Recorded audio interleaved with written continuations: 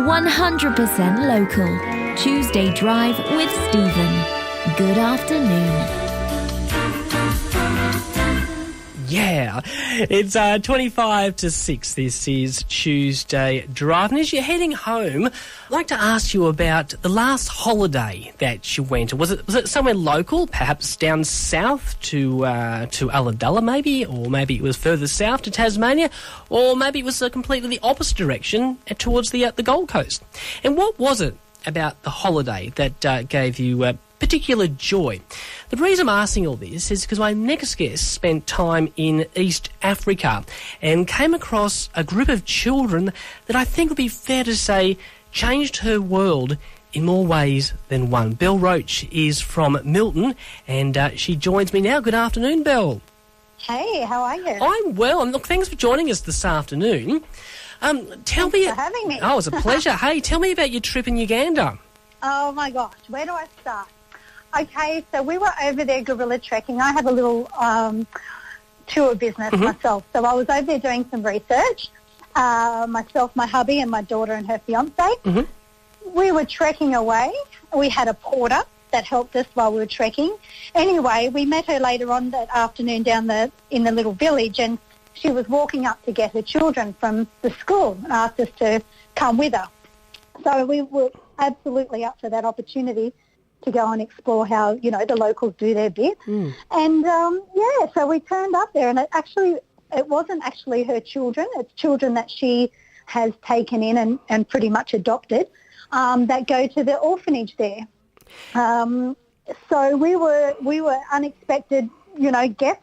We've just rocked in and they just opened their arms to us and just were completely enraptured for having us there and bringing us into their little world and telling us everything they do. So it was lovely. And roughly how many kids do you reckon were there? There was hundreds. Oh, wow. Wow. Hundreds, yeah. So Happy, who is the founder of the orphanage, is a local lady there. She's pretty much given her life to help these kids. And when we were there, there's, well over 300 kids. She only has room for around 120, as in bedding and things like that. But, there's 300 and about 330 kids that go to that school. And what was it about them that caught your attention?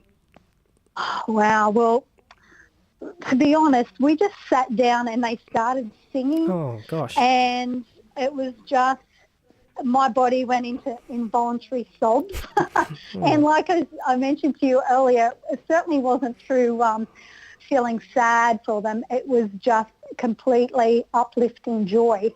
They just radiate this happiness, and they're just so thankful, I guess, that they have this opportunity to have, I guess, a comfort of home, like a little bit of security, a home, a roof over their head, and, an opportunity that they wouldn't have otherwise if they were continued in, the lifestyle they were heading down. Yeah. So after they finished the singing and dancing, did you actually go up and actually meet any of these children at all?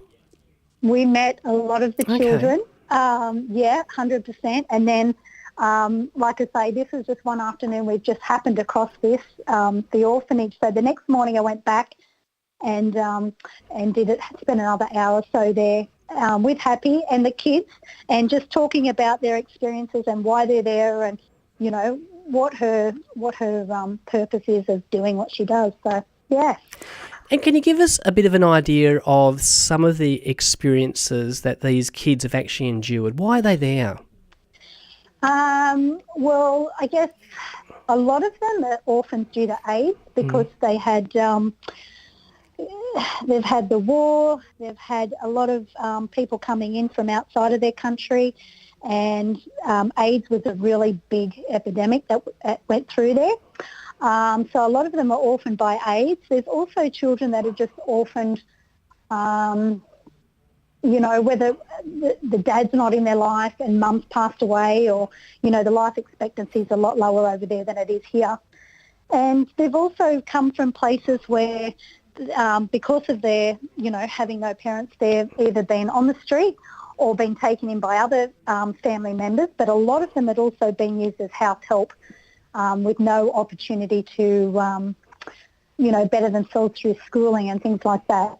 One little boy I met had his leg broken by the people that he was living with. Gosh. He was pretty much abused, and so she's just really. There's a lot of different sort of areas that they've come from, but they're just absolutely in raptures that they've been given this opportunity to go to school. All right, so you've met them, you've fallen in love with them by the sounds of it. What happened when you came back to the Shoalhaven? What did you decide to do, and why did you decide to do it? Okay, well, you cannot just come back to your life once you've seen something like that and just continue on as normal. So for me, it was, and of course my husband and my daughter and her fiancé, we just banded together and we said, we've got to do something. So, these kids, even though there's, she's got the orphanage and whatever there, they're still sleeping 2 and 3 to a bunk bed, So we've just decided to do this golf day, a charity golf day down at Mollymook on the 17th.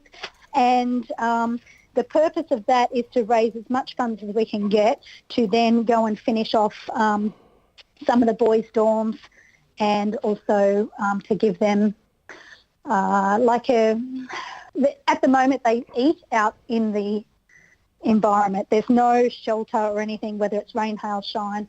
So their other wish is to have a dining shelter so they can have somewhere to eat.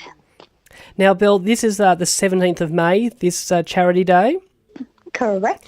And what is, I know you've told me it's a charity day, but what's actually involved? What's happening?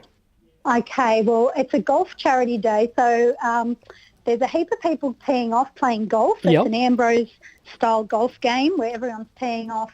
They're paying $100 a head, and that's for their game of golf, 18 holes, drinks and food on the day. And then we're going to do some auctioning of some sports memorabilia and things that we've had donated as well. Right. Yeah, so we're going to raise as much funds as we can. Now, does that $100, does that also include a motorised cart, or do you have to walk the course? You are walking the course. You can book a cart. And I would suggest you book a cart because they are limited. Yeah, but definitely it's just the golf fees, the food and drink for the day. But yeah, the golf cart's extra. And are you hoping to get as many people as you possibly can, or is there a bit of a limit? There is a limit to one at 140 roughly. Okay. So we are we're probably a bit over halfway to that. I'd say we've got about 80 so booked in already. Right, that's wonderful. And yeah. So we've also got a lot of fantastic sponsors have come on board that are sponsoring the 18 holes, so they'll have some signage up and things like that. And they've all donated $500 each as well, which is fantastic. So if people are interested in participating, is there a number they have to call at all? Yes, they can call Barry at the Hilltop Golf Course Pro Shop, and his number is 4455 2055. And are you a golfer yourself, Bel, just out of curiosity? Oh no. All right, so definitely not. What's inspired you to have a charity day, the golf day, if you can't play golf?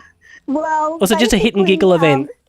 Well, it was just something. My hubby doesn't mind to hit a golf. He's not good at it whatsoever. Right. But it was just a thing for a heap of the blokes. It was sort of aimed at the blokes originally to get together and have a bit of a hit and giggle, I guess. Really, that's what it'll be more like. Well, Bel, look, I'm wishing you the very best, and I hope you get that target of 140 people, because it sounds like the money is just going to change the lives of these these children in Uganda. Our dollar goes so far over there. That's And of course, people can always come on board as well. Trailblazers Travel have a crazy adventure, a safari adventure over to Uganda, where the people can come and see the money being distributed. Oh, wow. They can either, put their hand up and get their hands dirty and help with the actual construction, or they can just, chill out with the kids, talk a bit of English with them and things like that, so there's no skills required. Lots of safari and guerrilla trekking and lots of other fun involved as well. Well, Bel, thank you so much for chatting with us this afternoon. Like I said, I wish you the very best of luck, because it's such a worthwhile cause. Thank you. Absolutely. Thanks so much for having me. It's been a Appreciate pleasure. it. That's Bel Roach from Milton. And if you're interested in playing, it's at the Hilltop course at Mollymook on the 17th of May. It is a golf charity day, so it's an Ambrose-style event, so that should be a lot of fun. It's $100 a head, of course, which includes your 18 holes, your drink, and a little bit of food as well. And you can phone Barry at the Pro Shop on 4455 2055. That's 4455 2055. But I'll pop some information up on our Tuesday Drive and Triple UFM Facebook page with those details. So, and you can also listen back to the interview as well. You are listening to Tuesday Drive on Triple UFM. It's 14 to 6. And on that note, let's hear from the African Children's Choir with Joyful, Joyful. This is Tuesday Drive. Good afternoon.